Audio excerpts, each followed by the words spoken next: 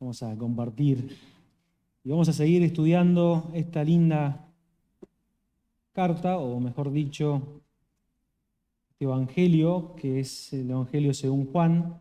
Y lo vamos a hacer en esta noche en el capítulo 12. Juan capítulo 12. Ya hemos avanzado en este evangelio.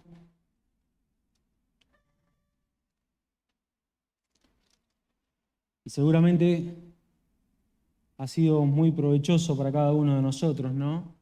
Entender que Dios vino a esta tierra, habitó entre nosotros, y dice el mismo Juan en otra carta que vimos su gloria.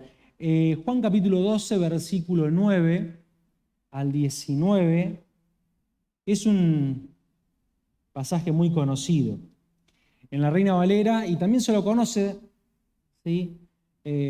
Por ahí tradicionalmente con este título, la entrada triunfal en Jerusalén. Pero nosotros vamos a comenzar en esta noche a partir del versículo 9. ¿Sí? Entonces, Juan 12, 9 dice: gran multitud de los judíos supieron entonces que él estaba allí y vinieron no solamente por causa de Jesús, sino también para ver a Lázaro, a quien había resucitado de los muertos. Pero los principales sacerdotes acordaron dar muerte también a Lázaro, porque a causa de él muchos de los judíos se apartaban y creían en Jesús. El siguiente día, grande multitud que habían venido a la fiesta, al oír que Jesús venía a Jerusalén, tomaron ramas de palmera y salieron a recibirle y clamaban: Hosana, bendito el que viene en el nombre del Señor, el Rey de Israel. Y halló Jesús un asnillo y montó sobre él, como está escrito: no temas, hija de Sión, he aquí tu rey viene montado sobre un pollino de asna. Estas cosas no la entendieron sus discípulos al principio, pero cuando Jesús fue glorificado, entonces se acordaron de que estas cosas estaban escritas acerca de él, de que se les habían hecho. Versículo 17. Y daba testimonio la gente que estaba con él cuando llamó a Lázaro del sepulcro y le resucitó de los muertos. Por lo cual también había venido la gente a recibirle, porque había oído que él había hecho esta señal. Pero los fariseos dijeron entre sí: ya veis que no conseguís nada, mirad, el mundo va tras él. Este es uno de los relatos antes de la crucifixión, tal vez uno de los relatos más relevantes de la crucifixión. El Señor Jesucristo, y para que nosotros podamos entender un poco más lo que está pasando, nosotros tenemos que recordar que el Señor Jesucristo es consciente que su hora ha llegado. Aproximadamente quedan 5 o 6 días para que el Señor sea crucificado. El Señor sabe que tiene que ir a Jerusalén. Nosotros vemos en Marcos, de hecho, que Él no tan solo que lo sabe, sino que todo el tiempo trata de enseñárselos a sus discípulos. Él es necesario que Él vaya a Jerusalén y padezca en manos de los ancianos y de los escribas, es decir, de los líderes religiosos. Y esto, y es algo que quiero que vayamos marcando, producía mucha angustia en el Señor Jesucristo. Si nosotros pensáramos por un momento qué vamos a hacer de acá a 4, 5 o 6 días, ninguno de nosotros, aún en un caso normal, ¿no? Por ahí si uno tiene una enfermedad, sabe que sus días están contados, pero de alguna manera nosotros, aquellos que no gozamos de buena salud, podríamos decir, ninguno de nosotros estaría tranquilo sabiendo que dentro de 4, 5, 6 días vamos a morir. Y vamos a morir de esta forma. ¿Sí? Él es consciente que su hora ha llegado, como yo les decía, Él es consciente que va a sufrir por medio de los ancianos, de los religiosos, y aún así, me acordaba de este texto, aún así, Él dice, yo pongo mi vida. Aun cuando hay una angustia en este lado humano del Señor Jesucristo, aun cuando se acuerdan, hágase tu voluntad, le dice al Padre, aun cuando hay llanto de parte de Él, aun cuando su corazón se desarma, por así decirlo, delante de la presencia del Padre porque está angustiado hasta la muerte, yo dice el Señor Jesucristo, yo pongo mi vida. Imagínense qué momento, qué tensión en la persona del Señor Jesucristo. Porque Él va a entrar a Jerusalén, y por eso digo que este relato es único, porque ya no entra a las escondidas como lo había hecho anteriormente. Ahora, como nosotros vemos acá, entra públicamente a la ciudad que lo va a matar.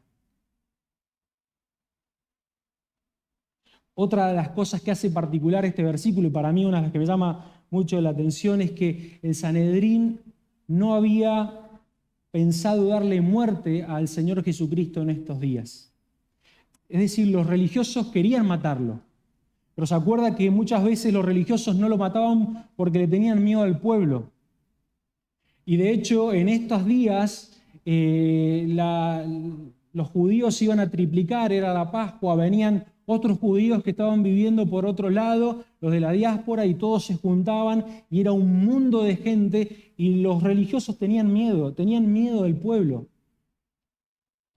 Pero aún así es tanto el revuelo que hace el Señor Jesucristo, es que deciden matarlo, dice que toman consejo de matarlo. Es necesario que uno muera por todos, decían ellos.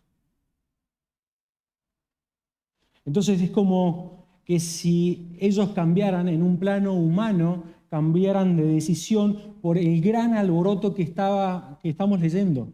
Es decir, hay una multitud de personas que siguen al Señor Jesucristo y como hemos leído, unos van con Él hacia Jerusalén, otros salen a su encuentro, como lo vemos en los versículos 12 y 13, y es un mundo de gente, una multitud que está clamando al Señor Jesucristo, y aun cuando los religiosos le dicen no hagas esto, el Señor Jesucristo en otros relatos, en los otros evangelistas, dice que si aún ellos callaran, las piedras clamarían. Es que está entrando el Señor Jesucristo donde va a ser crucificado. Otra de las cosas que hace particular este relato es que no es muy común, ciertas historias se encuentran en los cuatro, como conocemos, los cuatro evangelios. Pero a diferencia, y vamos entrando ya en el pasaje, a diferencia de Mateo, Marcos y Lucas, los evangelios sinópticos se enfocan en la ida del Señor Jesucristo hacia Jerusalén, y Juan es como que si se centrara en las personas que salen a recibirlo, ya vamos a ver por qué. Dice un comentarista de esto, para que nos vaya trayendo un poco más de claridad.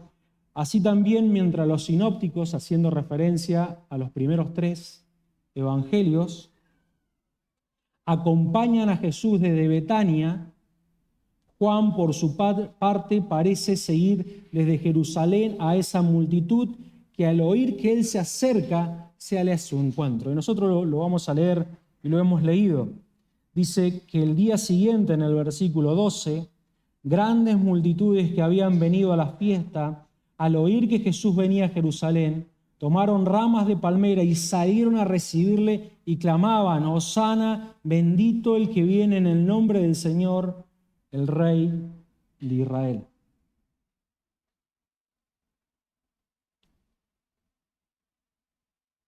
Aun cuando este pasaje, como les decías, es relevante en la historia de la redención, es relevante en la crucifixión, es decir, como que es una parte crucial en la historia del Señor Jesucristo crucificado y después glorificado, nosotros nos tendríamos que preguntar cómo tenemos o cómo tendríamos que mirar este relato. ¿Cómo es que puedo yo mirar este triunfo del cual todos hablan si aparentemente no hay un triunfo?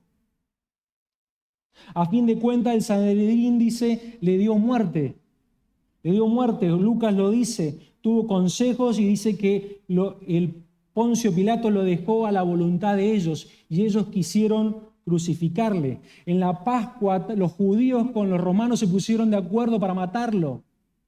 ¿De qué triunfo podríamos decir estamos hablando? Esta multitud que le estaba gritando y clamando, como en el versículo 13, Hosana, bendito el que viene en el nombre del Señor, el Rey de Israel, un pueblo o una multitud que aún los mismos judíos religiosos le tenían miedo. Tarde un poco más, en el capítulo 19, creo que es el versículo 7, se dan vuelta. Y ya no proclaman al Señor como el Rey de Israel, sino que dicen todos a una voz, crucifícale, crucifícale. Ahora, la gran pregunta que tendríamos que hacernos es cómo es que nosotros podemos mirar el triunfo del Señor Jesucristo entrando de esta manera. ¿Cómo es que este pasaje es importante para la fe que nosotros creemos? Ahora, si nuestra mirada es corta, si nuestra mirada por ahí no nos deja ver un poco más allá, vamos a estar muy parecidos a los que iban de camino a Emaús. Después de que pasó lo que pasó, después de que crucificaran al Señor Jesucristo, muchos volvieron a su casa. Y ustedes se acuerdan, allí en Lucas, lo vamos a leer, versículo 17 del capítulo 24,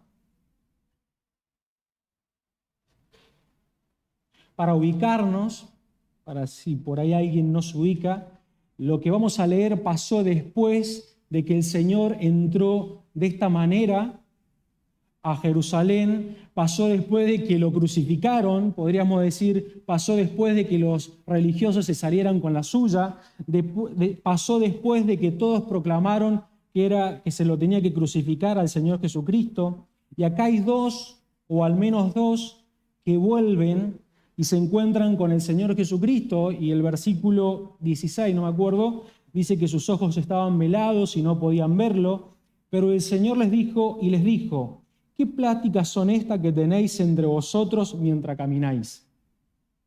¿Y por qué estáis tristes? Versículo 18, y vamos a leer hasta el 21, respondiendo uno de ellos, que se llamaba Cleofas, le dijo, ¿eres tú el único forastero en Jerusalén que no has sabido de las cosas que en ella han acontecido en estos días? Entonces él le dijo, ¿qué cosas? Y ellos le dijeron, de Jesús Nazareno, que fue varón profeta, poderoso en obra y en palabra delante de Dios y de todo el pueblo. Y como le entregaron los principales sacerdotes y nuestros gobernantes a sentencia de muerte, y dice, y le crucificaron, versículo 21. Pero nosotros esperábamos que Él era el que había de redimir a Israel. Y ahora, además de todo esto, hoy es ya el tercer día que esto ha acontecido.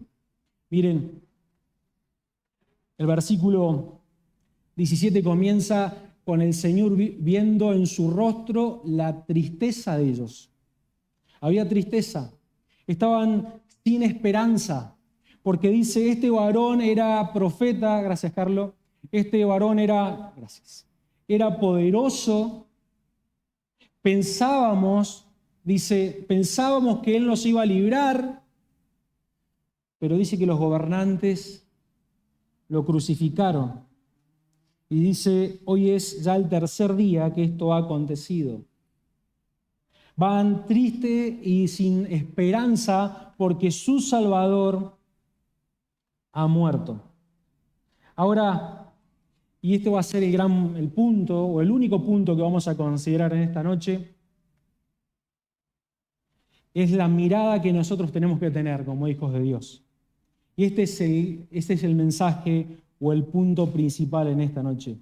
El verdadero triunfo que nosotros vemos acá, el verdadero triunfo, solo lo veremos desde la perspectiva del plan eterno de Dios. El único triunfo o la única manera de ver este triunfo, solo lo vamos a ver desde la perspectiva del plan eterno de Dios. Nosotros cantamos, ¿no? En el plan eterno de Dios. Y esto, cuando nosotros lo miramos desde la perspectiva de ese plan eterno, no solo que nos da certeza. Yo sé que muchos en esta noche tenemos certeza. Tenemos certeza y sabemos que esto pasó y sabemos que el que entraba ahí era poderoso y sabemos que entraba ahí, como hemos estudiado, era Dios, pero esto también nos tiene que producir admiración. Aquellos que somos hijos de Dios, la obra de Cristo nos tiene que producir admiración. La persona del Señor Jesucristo nos tiene que producir admiración. Porque cuando hay admiración, cuando nosotros nos admiramos del Señor Jesucristo, también lo adoramos.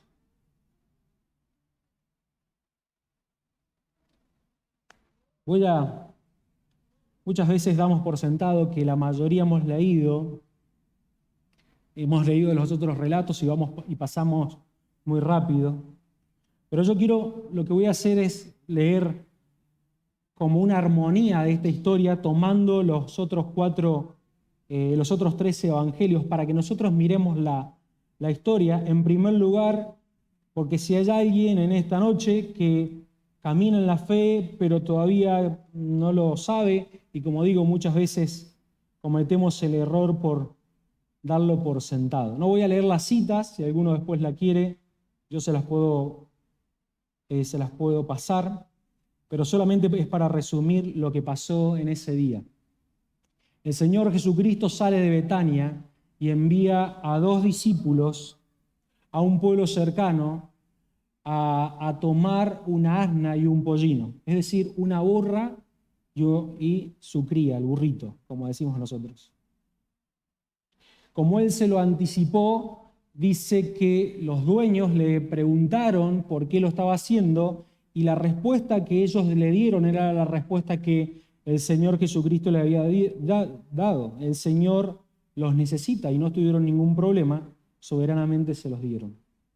Dice que los discípulos, estos 2, le pusieron manto a ambos burros, a la asna y al pollino, pero el Señor Jesucristo, cumpliendo la profecía de Zacarías capítulo 9, versículo 9, se montó el pollino.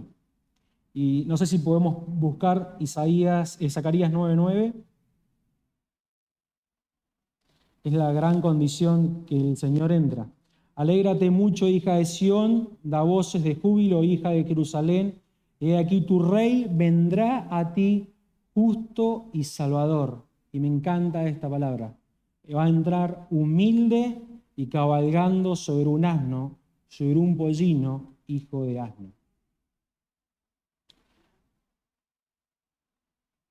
La multitud lo acompaña de Betania, es decir, nosotros hemos leído, y claro lo dice Juan, que hay un grupo que va con él hacia Jerusalén, también hay otro grupo que sale de Jerusalén a recibirlo, es decir, que hay 2 grupos, cuando estos 2 grupos se unen, es que empiezan a cantar, Hosana, Hosana, y empiezan a clamar al Señor. Voy rápido contando un poco la historia. Es también llamativo, y nosotros solamente lo leemos en Juan, que uno de los grandes temas que la multitud proclamaba era lo que había pasado con Lázaro. Eso nosotros lo vemos en Juan. Nosotros también vemos que en la historia los escribas y los fariseos le dicen al Señor que deje, que no haga esto, y el Señor les dice, dando como respuesta o excusa, que Él no puede hacer nada, es la multitud la que proclama.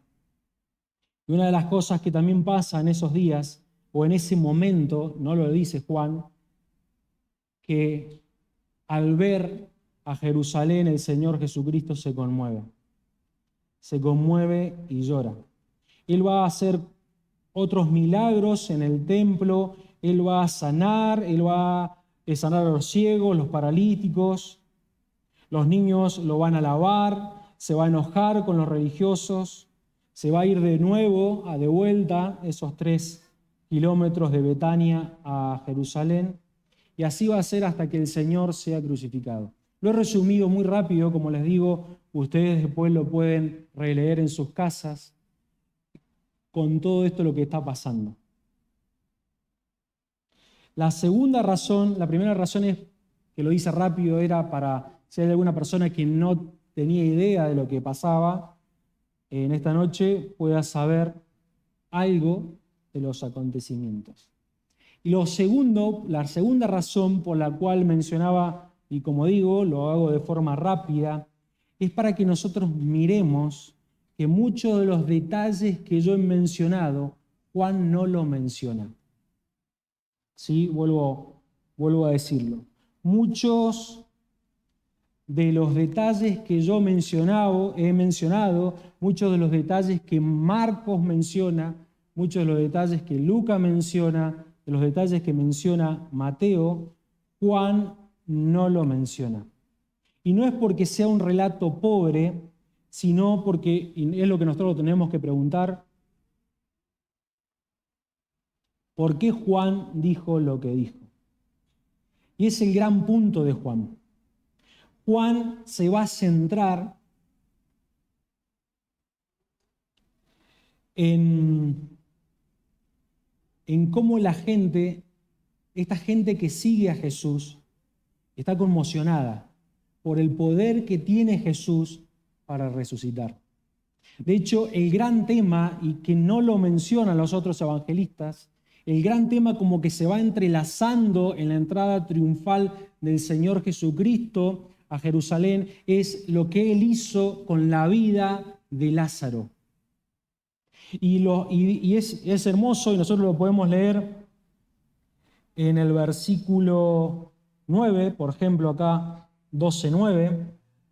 Gran multitud de los judíos supieron entonces que Él estaba allí y vinieron no solamente por causa de Jesús, dice, sino también para ver a Lázaro, a quien había resucitado de los muertos.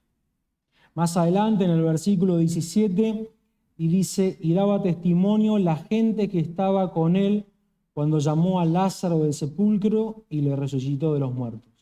Por lo cual también había venido la gente a recibirle, porque había oído que él había hecho esta señal. Es decir, que las personas que iban con él estaban admiradas por lo que habían visto.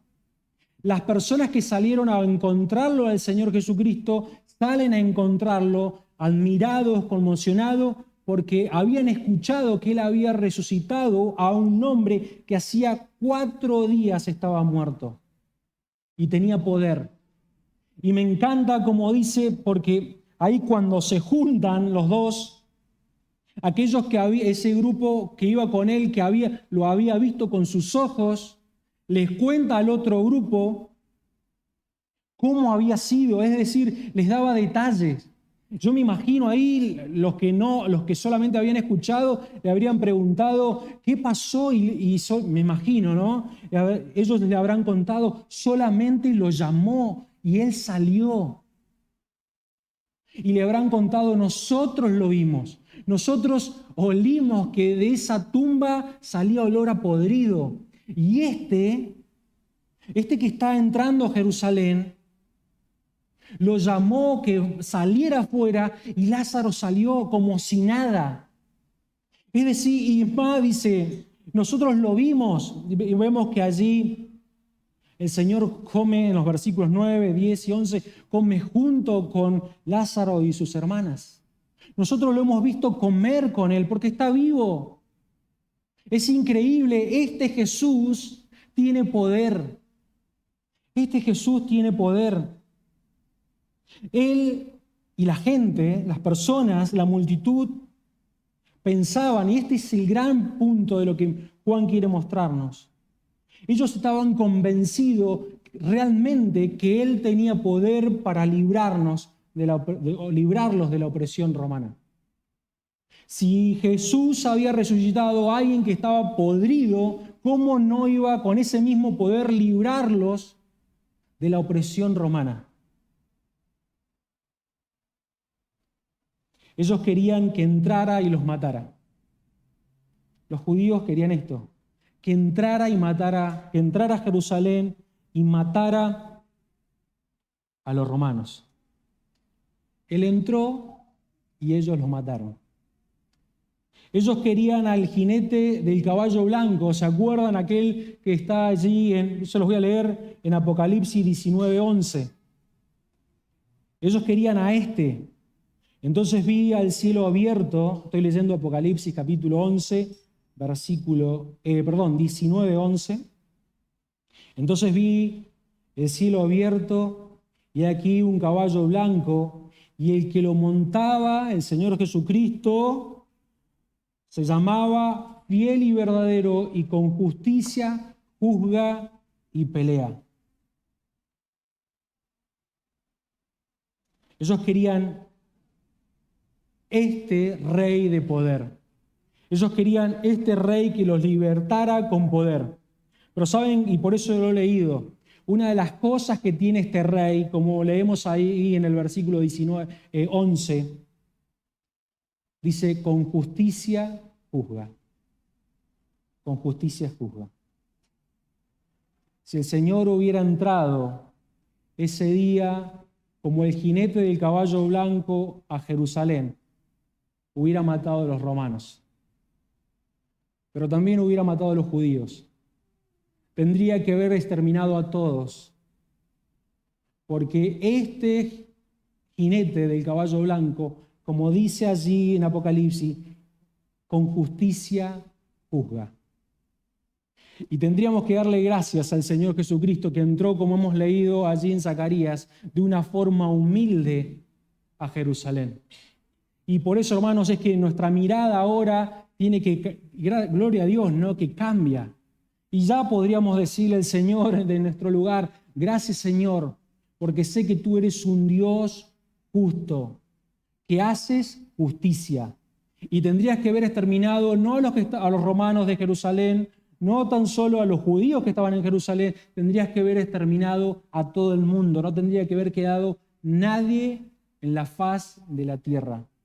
Pero tú entraste, como dice Zacarías, en humildad.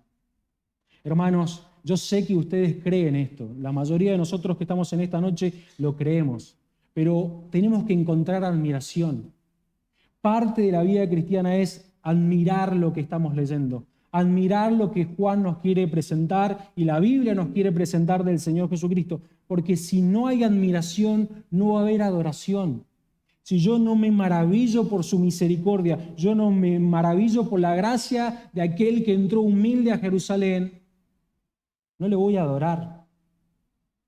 Una vez más, gracias al Señor porque entró de esta forma humilde. Y dice que estos hombres, ahí cuando se junta la multitud, los que venían con él, los que salían a encontrarle, dice que tomaron ramas de palmera y salieron a recibirle y clamaban, Hosana, bendito el que viene en el nombre del Señor, el Rey de Israel.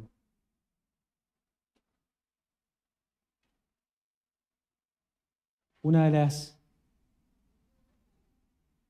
cosas o algo que ilustraba, una forma, mejor dicho, de ilustrar la victoria, el poder, era extender y avivar con ramas de palmera. Y lo estaban haciendo estos hombres. Estaban moviendo esas palmeras como sinónimo o como el resultado de una victoria.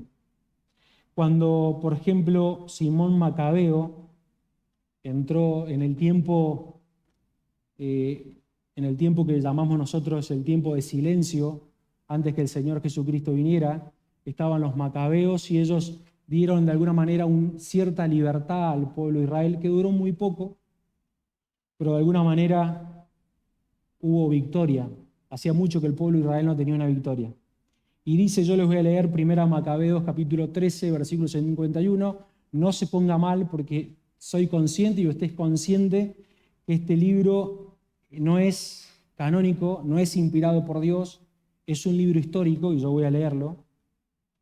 Dice que con aclamación y ramas de palma con arpas, címbalos y cítaras, con himnos y canto, porque un gran enemigo había sido vencido y expulsado de Israel. Dice este libro histórico, solamente histórico, que cuando entró Simón Macabeo por la ciudad de Jerusalén con su caballo, las gentes, por la victoria que él tenía, una victoria que duró muy poco, dice que extendía y con palmas, con ramas de palma, con arpas, con címbalos, cantaban himnos y coros, porque Dios, ellos decían, les había dado la victoria.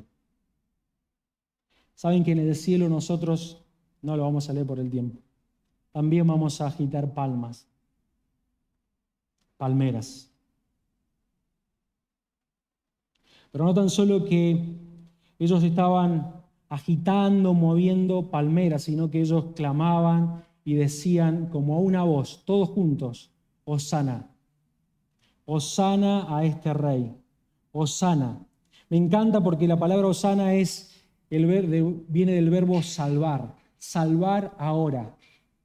Ahora imagine usted conmigo, el Señor Jesucristo está entrando en este burro, con este burrito, podríamos decir, hay una canción que Catalina canta, entra a Jerusalén, las personas mueven las palmas porque hay triunfo y hay un sonido en la multitud que es salva, salva ahora, te rogamos que tú salves. Me encanta lo que escribe un comentarista. Es una súplica hablando de Hosana que el adorador dirige a Jehová, haciendo referencia al Salmo 118, ya que está convencido que ha llegado por fin el momento apropiado para la total liberación. Ellos estaban convencidos que Él los iba a liberar. Sálvanos ahora, decían ellos. En el espíritu de gozo y de triunfo cercano, pide a Jehová que ya no dilate más la prometida salvación.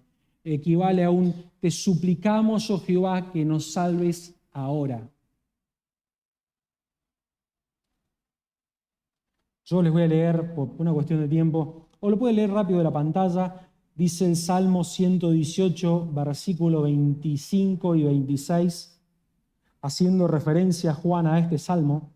Dice, oh Jehová, sálvanos ahora, te ruego, oh Jehová, que nos hagas prosperar ahora. Necesitamos tu salvación ahora. Bendito el que viene en el nombre de Jehová, desde la casa de Jehová os bendecimos.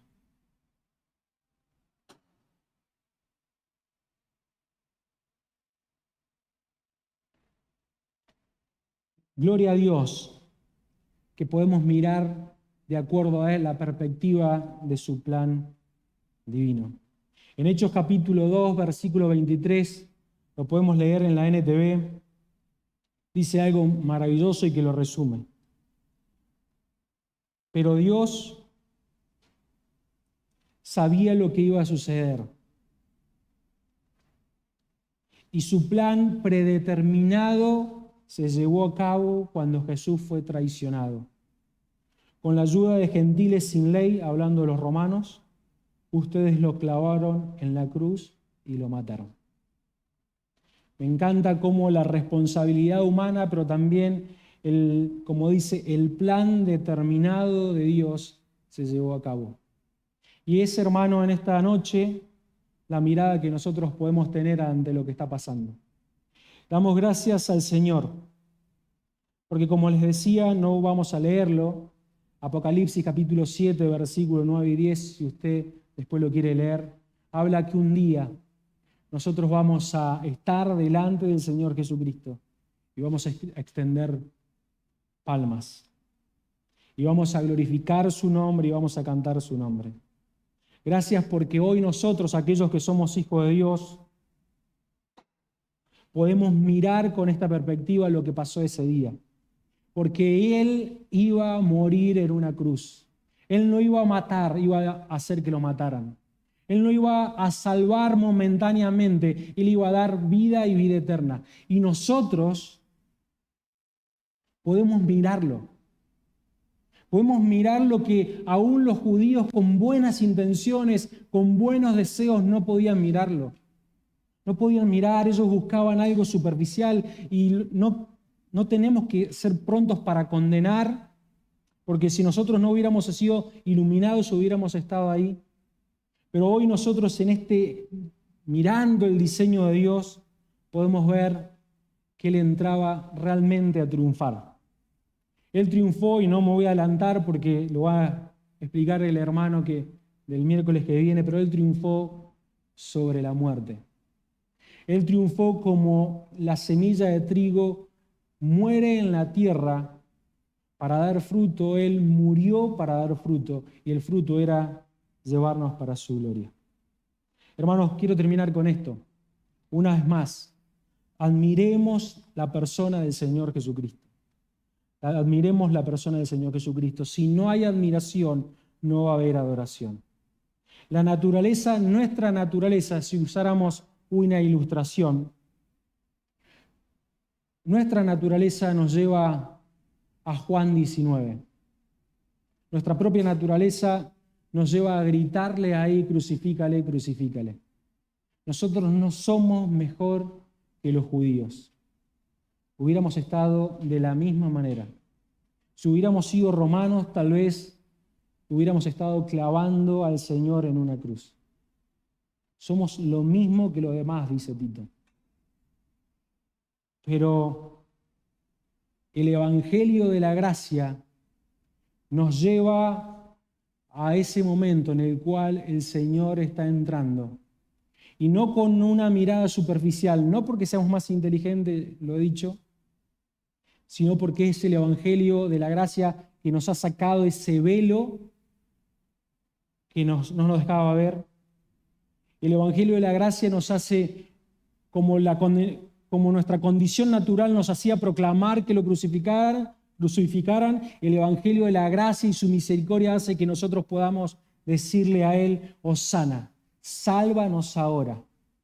Hay triunfo en la persona del Señor Jesucristo. Y como muchos de los que estaban ahí, poner nuestros mantos, eso era sinónimo de humillarse delante del Señor y decirle: gracias, porque no estás entrando como el jinete del caballo blanco, sino que estás entrando como aquel humilde Salvador arriba de un burrito. Que el Señor nos bendiga y nos ayude a deleitarnos en su persona. Que el Señor también nos haga ser conscientes que es solamente por su gracia. Es solamente por su gracia. Y termino con lo que he mencionado todo el tiempo. Cuando hay admiración, hay adoración. Amén.